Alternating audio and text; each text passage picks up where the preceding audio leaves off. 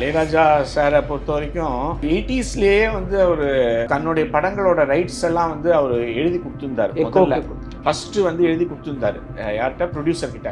அந்த ப்ரொடியூசர் கிட்ட இருந்து எல்லா ரைட்ஸையும் வாங்கிட்டார் அவர். எல்லா ரைட்ஸும்ன்றது அன்னைக்கு அந்த ரைட்ஸே இல்ல, எக்ஸிஸ்டன்ஸே இல்ல. இல்லாத ஒண்ணு நீங்க எப்படி கொடுக்க முடியும்? ஒரு பாடகர் வந்து, நான் பேர் சொல்ல விரும்பல, 35-40 லட்சம் வரைக்கும் ஒரு லைட் மியூசிக்கும் வாங்குறாரு. அப்போ யாரோட மியூசிக் பாட்டை பாடுறீங்களோ, யார் உரிமையாளரோ அவங்க பணம் கேட்கறதுல என்ன தப்பு? அந்த ஆர்கனைஸ் பண்ற இது இருக்கு இல்லையா, கம்பெனி இருக்கு இல்லையா, அவங்க எல்லாம் ஏற்பாடு பண்ணி 1 கோடி ரூபாய் செலவு பண்றாங்க. 1 கோடி ரூபாய் செலவு பண்றாங்க. நீங்க 20 இளையராஜா பாட்டை நீங்க போடுறீங்க அப்படின்னா, ஒரு பாட்டுக்கு நீங்க 20,000 கொடுத்தானா கூட 20 பாட்டுக்கு 4 லட்சம் தான் வரும். அது ஒண்ணுமே இல்லை, 4% கூட கிடையாது. அதை கேட்கறதுல என்ன தப்பு? சன் டிவில படம் போடுறாங்கன்னு வச்சுக்கோங்க, பழைய படம் 90s 80s படம், அதே இது சன் நெக்ஸ்ட்ல இருக்கு, ஓடிடிக்கு வருது. பட் அதுக்கான காஸ்ட்டை கொடுக்குறாங்களா இல்ல அந்த ஓடிடி? அது வந்து அவங்க ப்ரொடியூசர் கிட்ட பழைய காலத்துல வாங்கும்போது வந்து ரைட்ஸ்ன்னு வாங்கியிருப்பாங்க. மஞ்சுமேல்ல வந்து அப்படியே யூஸ் பண்ணிருக்காங்க, கூலியில வந்து பிரேக் பண்ணிருக்காங்க. மஞ்சுமேல் பாய்ஸ்ல கூட நான் கேள்விப்பட்டது என்னன்னா,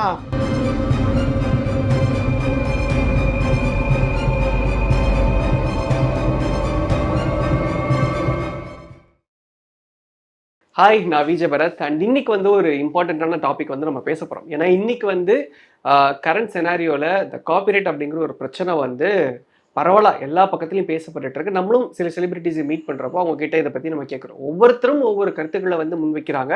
ஸோ இதெல்லாம் ஒரு பக்கம் இருந்தாலும் ஆக்சுவலி இன்னைக்கு இருக்கக்கூடிய சூழ்நிலை இந்த காப்பிரைட் அப்படிங்கிறது என்ன, யாருக்கு இந்த காப்பிரைட் போய் சேருது போன்ற பல கேள்விகள் நமக்கு இருக்குது. ஸோ அந்த கேள்விக்கு பதிலளிக்கும் விதமாக இன்னைக்கு நம்ம கூட advocate, actor, writer Shankar Krishnamurthy sir நம்ம கூட இருக்காரு. வணக்கம் சார். வணக்கம். எப்படி இருக்கீங்க சார்? நல்லா இருக்கேன். Great sir.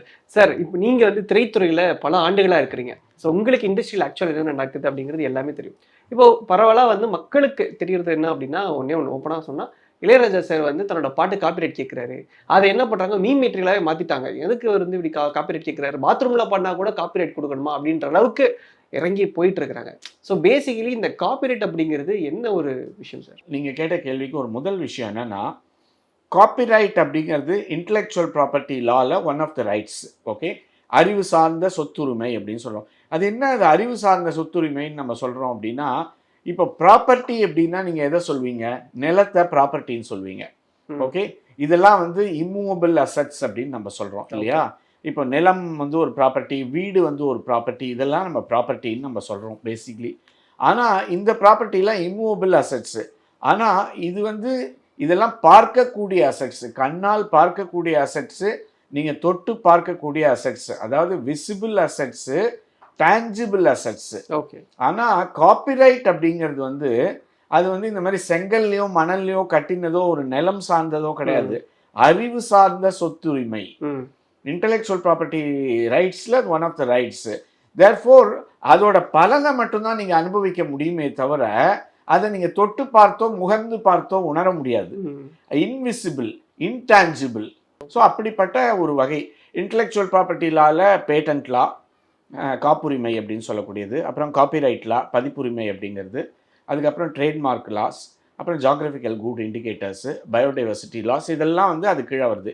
இப்போ காப்பிரைட் லா வந்து அப்படின்னு பார்த்தீங்கன்னா, காப்பிரைட் அப்படிங்கிறது எதுக்கெல்லாம் முதல்ல காப்பிரைட் கிடைக்கும் அப்படின்ற ஒரு கேள்வி. முதல்ல எதுக்கெல்லாம் காப்பிரைட் கொடுப்பாங்க அப்படின்னு சொன்னோன்னா, லிட்ரரி ஒர்க்.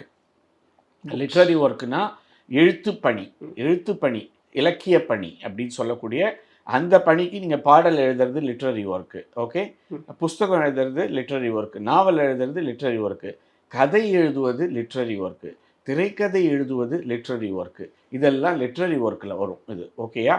இதுக்கு அடுத்தது நீங்கள் பார்த்தீங்க அப்படின்னா ஆர்டிஸ்டிக் ஒர்க்கு, படம் வரைவது, ஃபோட்டோ எடுப்பது, இந்த மாதிரியான விஷயங்கள்லாம் artistic work. Then you have dramatic work அப்படின்னு சொல்லிட்டு ட்ராமாஸு, அந்த மாதிரி ட்ராமாட்டிக் ஒர்க்கு. ட்ராமானா என்ன அப்படின்னா நடிப்பும் பாட்டும். அந்த திருவிளையாடலில் நான் தர்மி கிட்ட சிவாஜி சொல்வார், தர்மி கேள்வி கேட்டுட்டே இருப்பார், இது மாதிரி வந்து பிரிக்க முடியாதது எது, பிரிக்கக்கூடாதது எது அப்படின்லாம் கேட்பார். அதில் வந்து நாடகம் என்பது அப்படின்னு நடிப்பும் பாட்டும் அப்படின்பார். ஓகே, நீ கூட போய் நாடகம்னா என்னன்னு யாரையா போய் கேட்டு பாருங்க, யாருக்கும் தெரியாது. இதுதான் டெஃபினிஷன், நடிப்பும் பாட்டும். ஓகே, அதில் வந்து ஆக்ஷன் இருக்கணும், அப்புறம் பாட்டு இருக்கணும், இதெல்லாம் சேர்ந்தது தான், மியூசிக் இருக்கணும், இதெல்லாம் சேர்ந்தது தான் இது. இப்போது அதுக்கடுத்து சினிமாட்டோகிராஃபிக் ஆக்ட். ஓகே, சினிமாட்டோகிராஃபி அப்படின்றது அதுக்கு வந்து காப்பிரைட் உண்டு. சினிமாட்டோகிராஃபி அப்படிங்கிறது என்ன, ஒரு கேமரா மூலமாக எடுக்கக்கூடிய சினிமா, அதை வந்து ஒளி இரண்டுத்தையும் இணைத்து வசனங்கள், பாடல்கள், மியூசிக்கு, பேக்ரவுண்டு எல்லாத்தையும் போட்டு இணைச்சு ஒரு திரைக்கதையை திரை வடிவத்தில் அழகாக சொல்லப்பட்டு அதை எல்லாத்தையும் ஒருங்கிணைத்து எல்லாத்தையும் நீங்கள் அசம்பிள் பண்ணீங்கன்னா அது ஒரு சினிமா. அந்த சினிமாவுக்கு காப்பிரைட்டு உண்டு. ஓகேயா? ஓகே. இப்போ அப்புறம் மியூசிக்கல் ரைட்ஸ். மியூசிக்கல் ரைட்ஸ் அப்படிங்கிறது இப்போ ஒரு பாடலுக்கு மியூசிக் போடுறாரு ஒருத்தர், அந்த மியூசிக்கல் ரைட்ஸ் மியூசிக் கம்போசர். இப்போ இந்த ரைட்ஸ் எல்லாம் யார் யாருக்கு அப்படின்னு நீங்க பார்த்தீங்க அப்படின்னா, சட்டத்தில் சொல்லப்படுறது என்ன அப்படின்னா, இந்த ரைட்ஸ் வந்து யார் அதை படைச்சாங்களோ அவங்களுக்கு தான் ஃபர்ஸ்ட் ரைட்டு. யார் படைப்பாளிகளுக்கே படைக்கும் உரிமை உண்டு. அந்த படைக்கிறதோட உரிமையை அவங்களுக்கு தான் கொடுப்பாங்க. ஓகே, ஒருத்தர் ஒரு பாட்டு எழுதுறாருன்னா அவர் ஒரு படைப்பாளி, ஒருத்தர் மியூசிக் போடுறாருன்னா அவர் ஒரு படைப்பாளி, ஒருத்தர் திரைக்கதை எழுதுறாருன்னா அவர் ஒரு படைப்பாளி, ஒரு படம் எடுக்கிறாருன்னா ஒரு படைப்பாளி. இந்த மாதிரி படைப்பாளிகளுக்கு தான் அந்த படைப்பின் உரிமை உண்டு. இதுதான் அடிப்படை சொல்லப்பட்டிருக்கிற விஷயம். ஆனால் இப்போ ஒரு படைப்பாளி வந்து எதுக்காக ஒரு படைப்பை பண்றாரு, அவர் ஒன்றும் சும்மா பண்றது இல்லையே. இப்போ பாட்டு எழுதுறவங்க வந்து வீட்டில் உட்காந்து சும்மா பாட்டு எழுதியிருந்தா அவங்களுக்கு காசு கிடைக்குமா? காசு கிடைக்காது. அப்போ அவரை வந்து ஒரு படத்துக்காக ஒரு சிச்சுவேஷன் சொல்லி ஒரு பாட்டை எழுத சொல்றாங்க, அதுக்காக அவருக்கு சம்பளம் கொடுக்கப்படுகிறது. ஓகே, இந்த சம்பளம் கொடுக்குறவர் யாரு? ஒரு ப்ரொடியூசர். அந்த ப்ரொடியூசர் என்ன பண்றாரு, இவரை வந்து நான் ஒரு படம் எடுக்க போறேங்க, இந்த படத்துல வந்து பரத் நீங்க ஒரு பாட்டு எழுதுங்க, ஓகே, இந்த பாட்டுக்கு உங்களுக்கு 10,000 ரூபாய் சம்பளம் ஒரு பாட்டுக்கு அப்படின்னு நான் கொடுக்குறேன். அப்புறம் இங்கே இவர் உட்காந்துருக்காரு, இவர் நீங்கள் கேமரா ஒர்க் பண்ணுங்க, இந்த கேமராவுக்கு உங்களுக்கு இவ்வளோ பணம் கொடுக்குறேன் அப்படின்னு சொல்கிறோம். இவரை வந்து நடிக்க சொல்கிறேன், இவர் நடிக்க சொன்னானாக்கா நடிக்கிறாரு, உடனே நடிப்புக்கு அவருக்கு பணம். இப்படி எல்லாருக்கும் பணம் கொடுத்து அவங்களெல்லாம் ஒருங்கிணைச்சு அந்த ஒட்டுமொத்த உரிமையையும் ப்ரொடியூசர் வாங்கி கொள்கிறார். அவர் என்ன பண்ணுறாருன்னா அசைன்மெண்ட் அப்படின்னு சொல்லுவாங்க. அந்த உரிமைகள் வந்து 2 விதமாக மாற்றப்படுகிறது.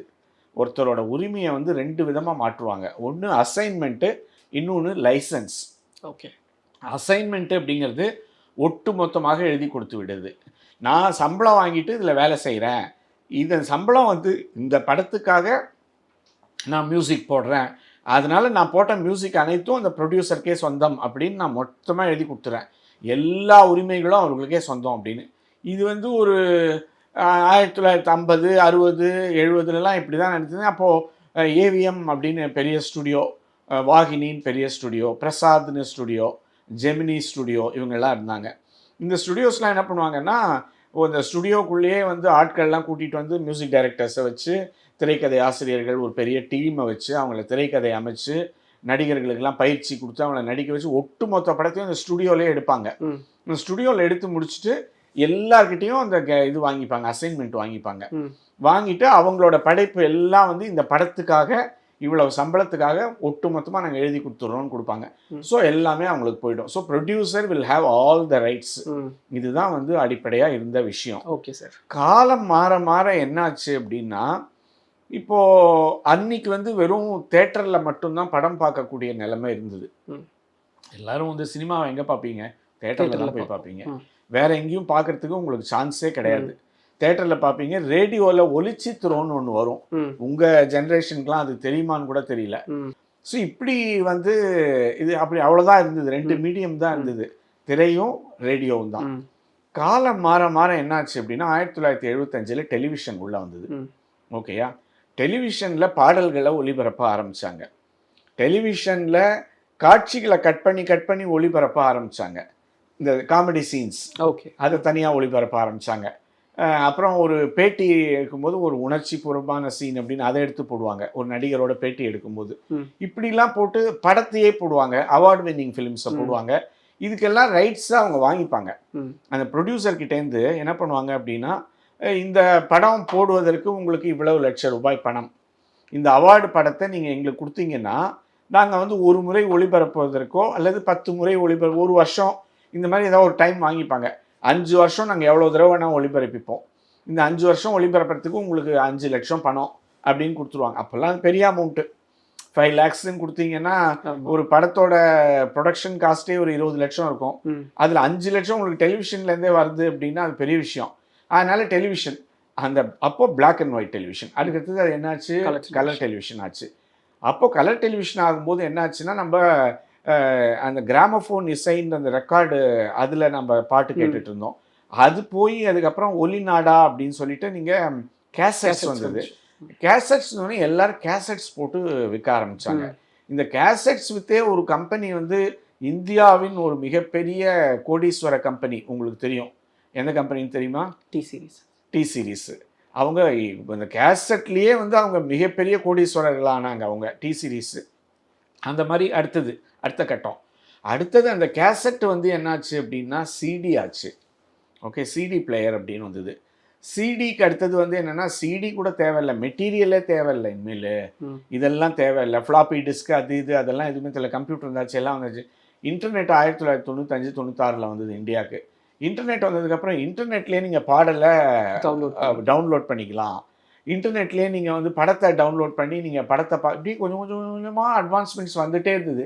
இந்த ரைட்ஸ் எல்லாம் வந்து அந்த காலத்தில் பாடல்கள் இசையமைக்கும் போது கிடையாது. ஓகேயா, இங்கே தான் பிரச்சனை வந்தது. இல்லை, ஏன்னா நான் தெரிஞ்சுக்கிட்ட வரைக்கும் சார், இப்போ காப்பிரைட் ஆக்ட் 1957 அப்புறம் 2012 சில அமெண்ட்மெண்ட்ஸ் பண்ணுறதுல தானே பிரச்சனை ஸ்டார்ட் ஆகுது. இப்போ இல்லை அதனால வந்து வரல, அப்படி கிடையாது. அது இளையராஜா சாரை பொறுத்த வரைக்கும் அவர் 80ஸ்லேயே வந்து அவர் எல்லா தன்னுடைய படங்களோட ரைட்ஸ் எல்லாம் வந்து அவர் எழுதி கொடுத்துருந்தாரு. ஃபர்ஸ்ட் வந்து எழுதி கொடுத்துருந்தாரு யார்கிட்ட? ப்ரொடியூசர் கிட்ட. அந்த ப்ரொடியூசர் கிட்ட இருந்து எல்லா ரைட்ஸையும் வாங்கிட்டார் அவர். எல்லா ரைட்ஸ் இப்போ ஒரு ப்ரொடியூசருக்கு ஒரு படம் ஓடி முடிச்சாச்சு, ஓகே, தேட்டரில் ஓடி முடிச்சாச்சு, டெலிவிஷனில் வந்தாச்சு, டெலிவிஷனுக்கு ரைட்ஸ் கொடுத்தாச்சு, அவ்வளோதான். அவருடைய இது அவ்வளோதான், பணி அவ்வளோதான். இது ரெண்டுத்தை தாண்டி அவங்களுக்கு ஒன்றும் ரெவென்யூ கிடையாது. அவங்களுக்கு ஒரு சிங்கப்பூர் மலேசியாவுக்கு ஒரு 25 லட்சம் இந்த மாதிரி அப்படி தான் கொடுத்துட்டு இருந்தாங்க. இப்போ இருக்கிற மாதிரி ஒரு எஃப்எம்எஸ் ரைட்ஸ் அப்படிலாம் அப்போ கிடையாது. அப்போல்லாம் ரொம்ப ஓகே, அவ்வளோதான் இருந்தது பீச். இப்போ தமிழர்கள் உலகம் ஃபுல்லாக போய் வாழறாங்க, எல்லாரும் ஒவ்வொரு மொழியும் எல்லாரும் இன்னொன்று மொழி கடந்து டப்பிங்கிறாங்க, ரீமேக்குன்றாங்க, எல்லாரும் எல்லா படத்தையும் பார்க்குறாங்க, ஓடிடி இப்போ வேற நிலைமை. ஸோ அப்போது அப்படி இருந்ததுனால ப்ரொடியூசர் வந்து அவரோட ப்ராஃபிட் எல்லாம் பார்த்த பிறகு, அவருக்கு எக்ஸஸாக இந்த டிவிலேருந்து ரேடியோலேருந்து தான் வந்த பிறகு அவர் என்ன பண்ணுறாரு, இனிமேல் அதை வச்சுன்னு என்ன பண்ண போகிறோம், அந்த படைப்பாளி கேட்குறாருன்றதுனால அவங்களுக்கு கொடுத்துட்றாங்க ரைட்ஸை. அப்படி இளையராஜா சார் வாங்கிட்டார் அவர், எனக்கு தெரிஞ்சு இதுதான் விஷயம். அவர் தான் வாங்கிட்டு அவர் என்ன பண்றாரு, ஒரு கம்பெனிக்கு கொடுக்குறாரு, எக்கோ ரெக்கார்டிங் நினைக்கிறேன், அவருக்கு கொடுக்குறாருன்னு நினைக்கிறேன். நான் அந்த கோர்ட் இதெல்லாம் படிச்சதுல கொஞ்சம் இப்போ கொடுத்த போது வந்து அப்போ எல்லா ரைட்ஸும் அவங்களுக்கு கொடுத்து நீங்க இதை, ஏன்னா மியூசிக் கம்பெனிஸ்க்கு கொடுப்பாங்க இல்லையா, அந்த மாதிரி கொடுத்துருக்காங்க. ஆனா அப்போ கொடுக்கும்போது வந்து இப்போ நான் சொல்லக்கூடிய மெட்டீரியல்ஸ்லாம் எதுவுமே கிடையாது. சிடி கிடையாது, இன்டர்நெட் கிடையாது, பிளேனில் ஃப்ளைட்டில் போடுறதுன்ற ஒரு சிஸ்டம் கிடையாது, பாடல்களும் போடுறதுன்றது கிடையாது, இன்டர்நெட்டில் டவுன்லோட் பண்ணுறதுன்னு கிடையாது. இப்போ நீங்கள் சும்மா உதாரணமாக சொல்கிறேன், ஒரு www.raga.comனு போனீங்கன்னா ஒரு பாட்டோட ஒரு பாட்டு வந்து ஃபுல்லாக நீங்கள் எடுத்துடலாம், அதை வெளியில் அந்த டியூன் எடுத்துடலாம், அந்த இதை எடுத்துடலாம். அதுக்கப்புறமா வந்து கரோக்கேக்காகவே பண்ணிலாம் எடுக்கிறாங்க, லிரிக்ஸ் தமிழ்ல இங்கிலீஷ்ல ரெண்டுத்துலயும் எடுக்கலாம் நீங்க. இப்படி எல்லா வசதிகளும் இப்போ தனித்தனியா பிரிச்சு பண்ணிடுறாங்க. இப்போ அந்த மாதிரிலாம் கிடையாது அப்போ. ஸோ அதனால என்ன பண்ணாங்கன்னா, அப்போ அன்னைக்கு இருந்த ரைட்ஸ் என்னவோ அதை நான் கொடுத்தோம். அதுக்கப்புறம் வந்து இல்லவே இல்லாத ரைட்ஸை நாங்கள் எப்படி கொடுக்க முடியும்? இப்போ சிடின்றது ஒன்று இல்லவே இல்லைங்க. உங்களுக்கு சிடினால என்னன்னு தெரியாது. 80ல் வந்து சிடி அப்படின்னு யாராவது உங்களுக்கு சிடியா அப்படின்னா என்னன்னு கேட்பீங்க, தெரியாது. இல்லாத ரைட்ஸை எப்படி யாராவது கொடுக்க முடியும்? அதுதான் வந்து இப்போ பிரச்சனை. ஓகே, என்னன்னா நீங்க இப்பதான் இந்த கேள்விக்கான இந்த விஷயம் வருது. என்னன்னா பிரச்சனை என்னன்னாக்க, எல்லா ரைட்ஸும் நாங்க வாங்கிட்டோம்னு ஒரு கம்பெனி சொல்லும்போது, எல்லா ரைட்ஸும்ன்றது அன்னைக்கு அந்த ரைட்ஸே இல்ல, எக்ஸிஸ்டன்ஸே இல்ல. இல்லாத ஒண்ணு நாங்க எப்படி கொடுக்க முடியும்? ஓகே, இல்லையா? இப்போ வந்து நீங்கள் ஒரு நிலம் ஒன்று விற்கிறீங்க, அந்த நிலத்தில் விவசாயம் பண்ணிட்டு இருக்காங்க, அதில் வந்து ஒரு பிரம்மாண்டமாக மால் கட்ட முடியும் அப்படின்றது உங்களுக்கு தெரியாது. அன்றைக்கி ஒரு டெக்னாலஜி கிடையாது, மால் கிடையாது, அதில் தேட்டர் கட்ட முடியும் அப்படிலாம் யாரும் நினச்சி பார்க்கல. இந்த நிலத்தில் நீங்கள் என்ன வேணால் பண்ணிக்கலாம், எந்த செடியை வேணால் போடலாம், எந்த இதை வேணால் போடலாம், என்ன மரத்தை வேணால் வைக்கலாம், நீங்கள் என்ன வேணால் பண்ணலாம், விவசாயம் பண்ணிக்கோங்கன்ற மாதிரி ஒரு அர்த்தத்தில் என்ன வேணால் பண்ணிக்கோங்கன்னு கொடுக்குறாங்க. அதாவது விவசாயம்ன்றதை மீன் பண்ணி தான், ஏன்னா அன்றைக்கி விவசாயம் தான் இருந்தது. ஆமாம், ஓகே. இல்லை நீங்கள் ஒரு குளத்தை வச்சு அந்த குளத்துல மீன் வளர்த்துக்கோங்க, அதுவும் பண்ணிக்கோங்க. அதுவும் வந்து அக்ரிகல்ச்சரை தான் சேரும். அக்ரிகல்ச்சர், ஃபிஷ்ஷிங், ஃபாரஸ்ட்ரி இதெல்லாம் முதலாம் வகை பொருளாதார நிலைன்னு சொல்லுவாங்க, அந்த இதில் வரும். ஸோ இதெல்லாம் பண்ணிக்கோங்கன்னு கொடுக்குறாங்க. ஆனால் ஒரு 30 வருஷம் கழிச்சு மாறிடுது. ஒரு பெரிய ஹோட்டல் ஒன்று அங்கே கட்டி வாடகைக்குள்ளாங்கன்னா, இல்லைங்க நான் கட்டடம்லாம் கட்டுறதுக்கு நான் கொடுக்கல பர்மிஷன் அப்படின்னு அவர் சொன்னார்னா அது உண்மைதான். ஏன்னா அன்னைக்கு அது இல்லை, அது அப்புறம் தான் வந்தது. அதே தான் நிலைமை இன்னைக்கு. இப்போ வந்து அந்த ரைட்ஸ் எல்லாம் கிடையாது அப்படிங்கிறதுனால. இன்னொன்று, இப்போ லைட் மியூசிக்னு பார்த்தீங்கன்னா அந்த காலத்தில் வந்து ஏதோ 100 ரூபாய் 200 ரூபான்னு வாங்கிட்டு கல்யாணத்தில் வந்து பாடுவாங்க, ஓகேயா. 60ஸ்ல 70ஸ்லாம் ஒன்றும் பெரிய அமௌண்ட்டு கிடையாது, 500 ரூபாய் அப்படிலாம் இருப்பாங்க. ஆனால் இன்றைக்கி வந்து ஒரு பாடகர் வந்து, நான் பேர் சொல்ல விரும்பலை, ஒரு பாடகர் வந்து 35-40 லட்சம் வரைக்கும் ஒரு லைட் மியூசிக்கும் வாங்குறாரு. ஒரு பாடகர் வந்து ஒரு ஈவினிங் ஷோக்கு ஒரு 3 மணி நேரம்னா 1 மணி நேரத்தில் ஒரு 4 பாட்டோ 5 பாட்டோ பாடினான்னா 5 × 3 15 பாட்டு பாடுறதுக்கு அவருக்கு 15-20 லட்சம் கொடுக்குறாங்க. 35 லட்சம் 40 லட்சம் வரைக்கும் போகிறது அந்த சிங்கரோட பாப்புலாரிட்டி வச்சு. இவ்வளோ பணம் கொடுக்குறேன். ஸோ நீங்கள் சிங்கருக்கு பணம் கொடுக்குறீங்க அங்கே, ஓகே. அந்த ஆர்கெஸ்ட்ராவுக்கு பணம் கொடுக்குறீங்க, அவங்களுக்கு ஃப்ளைட் டிக்கெட்ஸ் கொடுக்குறீங்க, ஹோட்டலில் போடுறீங்க, எல்லாம் பண்ணுறீங்க, டிக்கெட் போட்டு கலெக்ட் பண்ணுறீங்க. அப்போது யாரோட மியூசிக்கு பாட்டை பாடுறீங்களோ, யார் உரிமையாளரோ அவங்க பணம் கேட்கறதுல என்ன தப்பு? எல்லாரும் பணம் வாங்கின்னு தானே பண்ணுறாங்க. யாராவது பணம் வாங்காமல் பண்ணுறாங்களா? இப்போது எஸ்பிபி வந்து அவர் எஸ்பிபிகிட்ட நோட்டீஸ் விட்டார் அப்படின்னா, எஸ்பிபிகிட்ட நோட்டீஸ் விட்டால் என் பாடலை பாடுறதுக்கு அவங்க 15-20 லட்சம் வாங்கியிருக்காங்க. அந்த ஆர்கெஸ்ட்ரா வாங்கி கொடுத்துருக்காங்க. எஸ்பிபி இஸ் நாட் தி, அவர் வந்து ப்ரொடியூசர் கிடையாது. அதாவது ஹீஸ் ஒன்லி அ சிங்கர். அவர் யாரோ கூப்பிடுறாங்க, போய் பாடிட்டு வராரு. அந்த ஆர்கனைஸ் பண்ற இது இருக்கு இல்லையா, கம்பெனி இருக்கு இல்லையா, அவங்க எல்லாம் ஏற்பாடு பண்ணி 1 கோடி ரூபாய் செலவு பண்றாங்க.